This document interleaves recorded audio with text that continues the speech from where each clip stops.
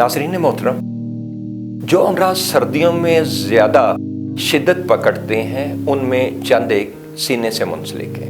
Let's say asthma, सांस के अमराज, सांस की नालियों में खिंचाव, नज़ला ज़ुकाम, और ये सारी चीज़ें सर्दियों में क्यों ज़ोर पकड़ती हैं? इसलिए कि सर्दी से गर्माइश से ब्लड वेसल्स फैलते हैं। जैसे कि पुराने ज़माने में आपको भी याद हो कि गर्म पानी की बोतल रखा करती थी बड़े बूढ़े।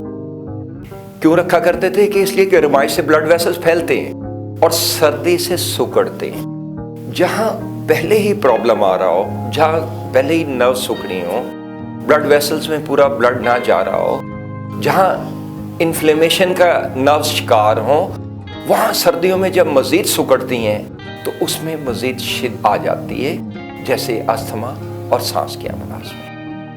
सीने में कुछ सूरतों में दर्द भी महसूस होने लगते हैं। आप लोग कार्डियोलॉजी में जाते हैं, चेक करने के बाद कहते हैं कि नहीं ECG और फलाना इसमें कोई ख़राबी नहीं है, आपको दिल का मर्ज़ नहीं है, लेकिन वैसे आप चेक करा लें, आपको मस्कुलर पेन्स हैं, या आपके सांस की नालियों में खिंचाव है, या बलगम जमा हो रही है, या आपके फेफड़े पूरे नहीं काम कर रहे।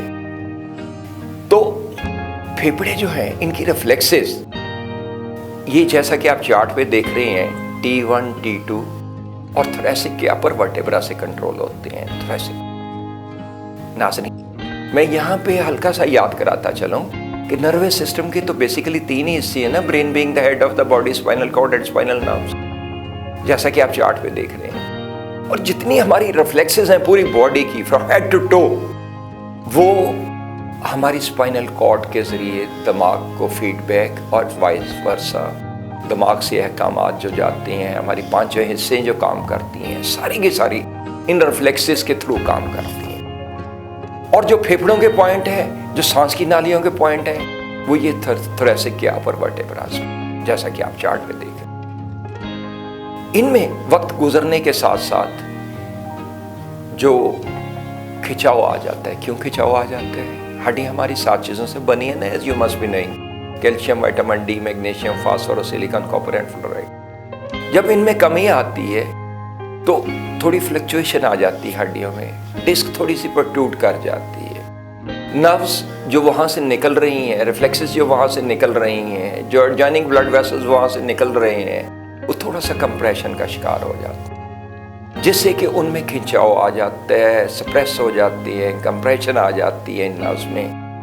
और जब कंप्रेस नर्व रूट होगा तो आगे का पूरा निज़ाम मुतासर हो जाएगा। पूरी बॉडी को चूँकि रिफ्लेक्सेस यहीं से स्पाइनल कॉर्ड से कंट्रोल होती हैं, और इनमें से फेफड़ों की, सीने की, सांस की नालियों की, और कुछ सूरतों में जब अस्थमा आ जाता है तो ये यहीं से ब्लड वेसल्स कंट्रोल होते हैं। सर्दियों में जहाँ पे पहले ही लेट्स से कि नॉर्मल में अगर उसमें कंप्रेशन आ गई, दबाव आ गया, सांस की नालियों में दबाव आ गया, या थोरेसिक के वर्टेब्रास में दबाव आ गया, तो नॉर्मल काम काज में अगर सर्दी नहीं है तो वो तो काम करते रहेंगे, को मिनिमम आपकी रिक्वायरमेंट पूरी होती रहेगी। कभी कभी सांस चढ़ गया, अगर तेज चले तो सांस चढ़ गया, भागे तो सांस चढ़ गया, कभी खांसी आ गई, कभी नज़ला हो गया, कभी कभी चलो ऐसा हो गया। लेकिन जब सर्दी आती है तो ये ब्लड वेसल्स सर्दी से स्क्वीज करते और गर्माइश से फैलते हैं, जैसे मैंने पहले गुजारिश की। तो जहाँ पहले ही कंप्रेशन आ रही हो, वहाँ जब मज़ीद स्क्वीज हो जाएंगे तो ये प्रॉब्लम मज़ीद बढ़ जाएगा,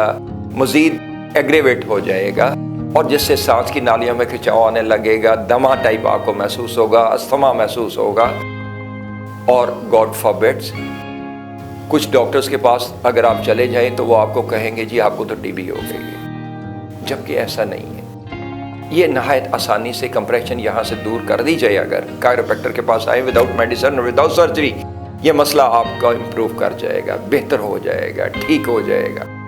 और उसके लिए मैं I will just demonstrate it to you कि कैसे हम इनसे दबाव दूर करते हैं थोरेसिक के वर्टेब्रा से। और उसके लिए now stay with me, and after that Javed Mirza को इजाज़त दीजिए अगले प्रोग्राम तक के लिए, अगली वीडियो तक के लिए। अल्लाह ताला आपको मुकम्मल सेहत दे, अल्लाह ताला आपका और आपकी फैमिली का निगहबान हो। अल्लाह।